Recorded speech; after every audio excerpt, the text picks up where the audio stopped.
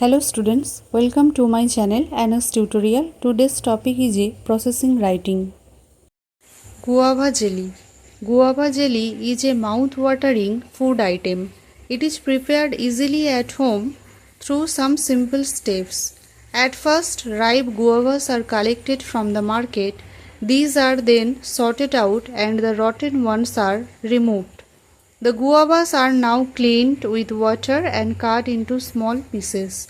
These are then boiled in water and crushed to form a pulp. The pulp is next passed through a sieve to remove the seeds. Sugar, syrup and some preservative are then added to the pulp and the mixture is boiled again till it becomes thick.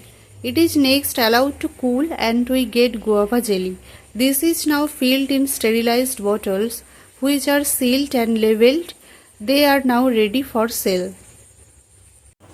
Thank you for watching. Please stay with me and like, share, subscribe.